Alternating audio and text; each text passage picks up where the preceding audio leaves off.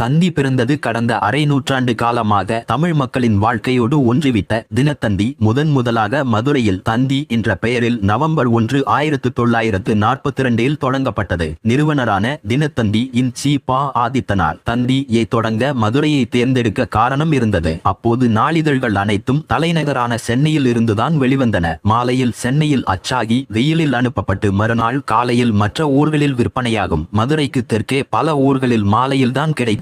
முதல் நாள் பிற்பகல் வரை நடந்த செய்திகளையே மறுநாள் பிற்பகலில் வாசகர்கள் படிக்க முடிந்தது. தந்தி மதுரையில் அச்சானதால் நள்ளிரவுக்கு பிறகு நடந்த செய்திகளையும் அதிகாலையிலேயே வாசகர்கள் படித்து அறிந்து கொள்ள முடிந்தது. அப்போது இரண்டாவது உலகப் போர் தீவிரமாக நடந்து கொண்டிருந்தது. பத்திரிகை அச்சடிப்பதற்கு காகிதம் நியூஸ் பிரிண்ட் கிடைக்கவில்லை. ஆதித்தனார் தானே வைகோலை அரைத்து தனக்கு வேண்டிய காகிதத்தை தானே தயாரித்து அதில் தந்தியை அச்சிட்டார். அதற்கு சுதேசி காகிதம் என்று பெயரிட்டார்.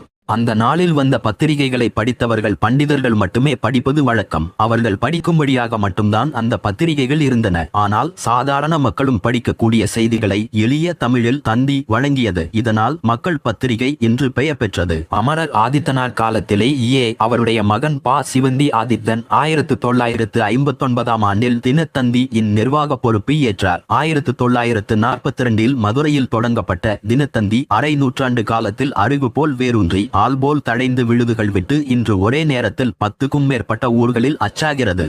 சென்னை, மதுரை, திருச்சி, கோவை, சேலம், நெல்லை, வேலூர், கடலூர், பெங்களூர், பாண்டிச்சேரி ஆகிய 10 ஊர்களிலிருந்து நாள்தோறும் காலையில் அச்சாகி தினத்தந்தி வெளிவருகிறது. இந்தியாவில் வேறு எந்த இந்திய மொழி பத்திரிகையும் இப்படி 10 பதிப்புகள் வெளியிடவில்லை. தினத்தந்தி தனது வெள்ளி விழாவை 1968 ஆண்டு ஆகஸ்ட் 27 இன் தேதி கொண்டாடியது. விழாவுக்கு அன்றைய முதல் அமைச்சர் பேரறிஞர் அண்ணா தலைமை தாங்கினார். அப்போது அண்ணா சொன்னார், தமிழ் செய்தி பத்திரிகை உலகில் தினத்தந்தி நிலையான இடம் பெற்றுவிட்டது. தனக்கென ஒரு பாதை வகுத்து கொண்டு அதில் முழு வெற்றி அடைந்த பெருமை அதற்கு உண்டு. தமிழனுடைய உரிமை பறிக்கப்படும் என்ற நிலை ஏற்படுகின்ற ஒவ்வொரு நேரத்திலும் தமிழர்கள் தங்களை தாங்களே பாதுகாத்து கொண்டு தீர வேண்டும் என்ற கட்டம் வந்த ஒவ்வொரு நேரத்திலும் தினத்தந்தி பத்திரிகை வெறும் செய்தித்தாளாக மட்டும் அல்லாமல் பரபரப்பான அல்லது சூடான செய்திகளை தருகிற பத்திரிகையாக மட்டும் அல்லாமல் தமிழர்களுக்கு அது வாளாகவும் கேடயமாகவும் தமிழர் உரிமைகளை பாதுகாக்கக்கூடிய ஒரு போர் வீரனாகவும் விளங்கி கொண்டு வருகிறது.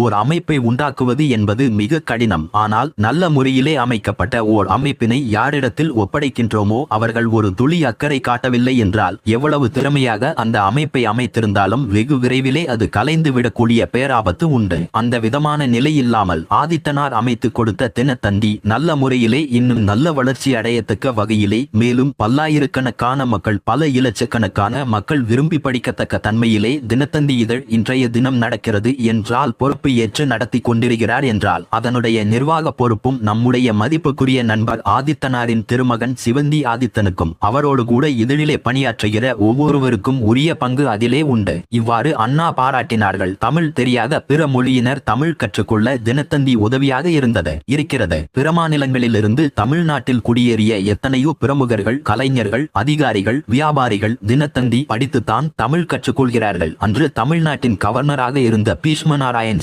கூட தினத்தந்தி படித்துத்தான் நான் தமிழ் கற்றுக்கொண்டேன் என்று கூறியிருக்கிறார். மக்களோடு ஒன்றிவிட்டதால் தான் தமிழ் நாளிதழ்களில் தினத்தந்தி முதலிடத்தில் தலை நிமிர்ந்து நிற்கிறது. இது இன்று நேற்று ஏற்பட்ட பெருமை அல்ல. 1961 ஆண்டு முதலே, அதாவது கடந்த 31 ஆண்டு காலமாக தமிழ் நாளிதழ்களில் விற்பனையில் தினத்தந்தி முதலிடம் பெற்று சிறப்புடன் விளங்குகிறது. தினத்தந்தியின் தற்போதைய விற்பனை 3,21,354 பிரதிகள் படிக்கும் வாசகர்கள் எண்ணிக்கை 45 லட்சம் என்று ORG என்ற சர்வே நிறுவனம் அதிகாரபூர்வமாக அறிவித்திருக்கிறது.